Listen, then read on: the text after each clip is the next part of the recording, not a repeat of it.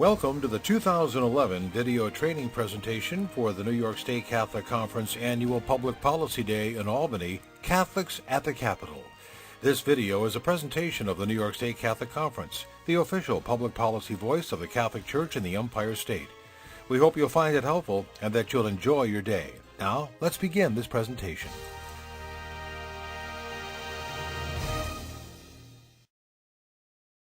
Thank you for making the trip to our state's capital city. It's Public Policy Day 2011, Catholics at the Capitol. We will advocate for public policies to promote justice, respect for life, and the common good.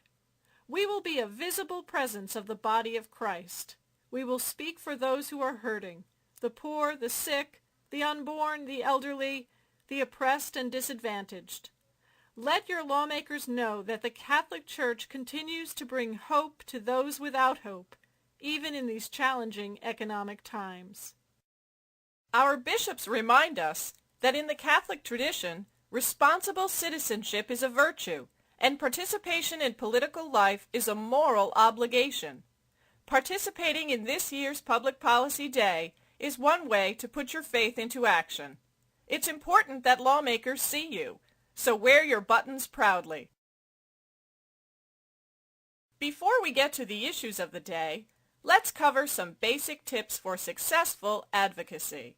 First, if you are planning to see your lawmaker today, make sure you have an appointment to visit, and then be on time for that appointment. If you don't have an appointment, it's okay to stop in your lawmaker's office to sign the guest book and introduce yourself as a constituent, but don't demand to see your legislator. Instead, make an appointment to see him or her in the district office when you get back home. If you do meet with your lawmaker today, you may only get a few minutes to make your case, so it's important to speak clearly and concisely about the issue you are representing and leave time for others in your meeting to speak on their issues. Be civil and courteous at all times. It's also important to make a personal connection with your lawmaker. Use your first-hand knowledge. If you are a Catholic school parent and the state budget affects you directly, say so. If you work for a charitable agency or hospital or depend on one, share that experience. If you worship at the same parish or were educated at the same school as your lawmaker, be sure to bring up those commonalities. If you only get to meet with your lawmaker's staff person, don't dismay. You are not wasting your time. Legislators trust their staff to filter information and provide sound advice about public policy issues. It is essential to follow up your Albany meeting with a letter, and then another meeting back in the local district office. Consider your Albany visit the first step in beginning a dialogue and a relationship with the people who represent you in the state legislature. Now, let's begin some brief training on the issues of the day. The Church begins its advocacy with a fundamental commitment to human life, which is sacred and worthy of respect from the very first moment of creation. Unborn children are among the most vulnerable and voiceless New Yorkers, and we are duty-bound to speak for them in our advocacy. Tragically, New York State has the highest abortion rate in the nation. Although a complete prohibition of abortion is impossible at the current time, we must work with government to reduce the tragedy of abortion. One current proposal that moves in the wrong direction is the so-called Reproductive Health Act, introduced twice in the Senate but not yet in the Assembly. It would elevate abortion to a fundamental right, going beyond current law. It does not simply update New York's abortion laws as proponents claim. It would prohibit any and all regulation or restrictions on abortion. It would compel societal approval of abortion by prohibiting discrimination against the so-called fundamental right. At the same time, the proposed executive budget eliminates all funding for the only state-funded abortion alternative program there is, the Maternity and Early Childhood Foundation. Since 1983, the Maternity and Early Childhood Foundation has provided grants to projects all across the state which help young, low-income pregnant women, fostering proper prenatal care, optimal child health, and positive parenting skills. Last year's state budget cut the foundation's funding in half, from $1.2 million to only $600,000. When speaking with your lawmakers, remind them that New York is the abortion capital of the nation. Urge them to oppose the radical Reproductive Health Act. It is extreme, unnecessary, and dangerous. The last thing New York needs is to expand access to abortion, as this bill does. What New York truly needs are options and alternatives for pregnant women, especially single low-income women struggling to get along. Urge them to restore funding for the Maternity and Early Childhood Foundation in the 2011-2012 state budget. The foundation represents an investment in the future. Healthy families and healthy infants mean less dependency on public assistance and foster care down the road, and that's savings in the long term. The Church's advocacy for human life is not limited to the unborn. It extends to all those who are born, no matter what their age, circumstances, abilities, or income. That is why our next issue for Advocacy is protecting the poor. The current economic climate finds a growing number of New Yorkers experiencing great financial difficulty. Unemployment remains high, and there is decreasing availability of affordable housing. More and more families are turning to Catholic charities for the basic necessities of life: food, clothing, money to pay the electricity bill, and vouchers for prescription medications. As a result, these agencies have seen a significant spike in requests for help. The Church's social teachings, rooted in the gospel, compel us to be the Good Samaritan, to assist our neighbors in need, and advocate for the least among us, most especially the poor and vulnerable. Low-income families struggling to make the transition from welfare to work need what all of us need in order for them to achieve and maintain self-sufficiency. Jobs that pay a decent wage to enable them to live in dignity. Safe and affordable housing to put a roof over the heads of their families. Quality child care that is affordable and safe for their children. Health insurance benefits. Transportation to enable them to get to their jobs in both urban and rural areas of our state. Education and job training to enable them to escape dead-end minimum wage jobs and develop the skills that are in demand. But programs designed to ensure these very supports are slated to be either eliminated or drastically reduced in the proposed executive budget. About $70 million in funding for programs last year has been eliminated in this year's proposed budget. This includes such programs as Wheels to Work, supportive housing for families and young adults, homeless prevention and emergency homeless programs, the Transitional Jobs Program that provides training for workers, and after-school programs and summer youth employment programs which provide safe learning environments for children to thrive. These programs and others like them have already suffered cutbacks over the past several years. The New York State Constitution states unequivocally that the aid, care, and support of the needy are public concerns and shall be provided by the state. There is a legal, moral, and ethical obligation to care for the poor and the vulnerable. Here are some important points to make when speaking with your elected officials. In these difficult economic times, those who are already underserved cannot afford to give more. Please keep the state's commitment to increase the public assistance grant. This grant increase, which took nearly 2 decades to become law, is now slated for delay. That is unacceptable.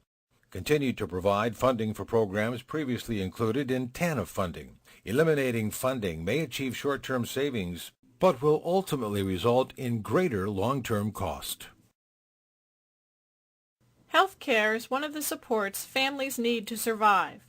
Our church teaches that health care is a basic human right, and that ensuring affordable and accessible health care is an urgent priority. New York State has made great strides in ensuring access to subsidized health care for low and moderate income people, including virtually all children. Unfortunately, the continued weak economy now threatens this success, and the ranks of the uninsured have begun to rise. That's why our next advocacy issue is maintaining access to health care. The 2011-2012 proposed executive budget proposes to cut the Medicaid program, the health insurance program for the poor, by $2.85 billion. This would trigger another loss of $3 billion in federal funds. Such massive cutbacks are being sought without any details. The details are being left to a Medicaid redesign task force. Tell your lawmakers that yes, the Medicaid program should be streamlined and redesigned, but that can be achieved by efficiencies in delivery, standardized reimbursements, rooting out fraud and abuse, and auditing billing.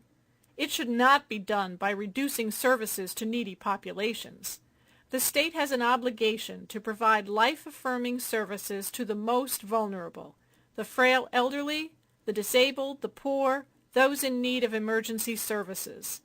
And cuts to those who provide these services, like Catholic hospitals, wind up hurting the sick and the needy. Maintain the health care infrastructure and coverage for low and moderate income individuals. Did you know that the Catholic Church is the largest nonprofit provider of education, health, and human services in the state? But Catholic and other religious providers are increasingly being compelled to violate their deeply held religious and moral beliefs. If they don't, they risk losing their licenses, funding, or even tax-exempt status. That's why another issue for advocacy in Albany is securing comprehensive conscience protection. We can easily see why it's needed. There's a state mandate for contraceptive insurance coverage. There's a legal requirement for adoption agencies to place children in same-sex coupled homes. And pending legislation like the Reproductive Health Act could force Catholic providers to perform, promote, facilitate, and refer for abortion. Current civil rights law in New York protects only medical personnel who do not wish to perform abortion. Broader and more comprehensive religious liberty protections are urgently needed for both individuals and institutions. Offer your elected officials the model legislation included in your registration packet. Our next issue for advocacy concerns an investment in the education of our children. There are approximately 600 Catholic schools in New York State.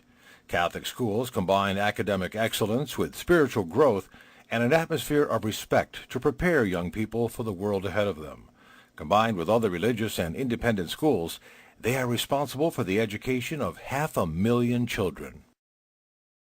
Unfortunately, the economic downturn, rising property taxes, and the failure of the state to fully reimburse Catholic schools what they are owed for mandated services has led to a dire situation for many Catholic schools. More and more Catholic schools have been forced to close over the past decade. They are in economic crisis, and more will close unless action is taken quickly.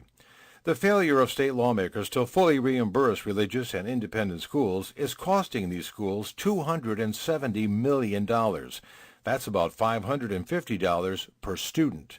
A new MTA payroll tax is costing religious schools $7 million. The governor's budget recommends $70 million to reimburse public schools for their MTA expenses, but zero for religious and independent schools. That is simply unjust.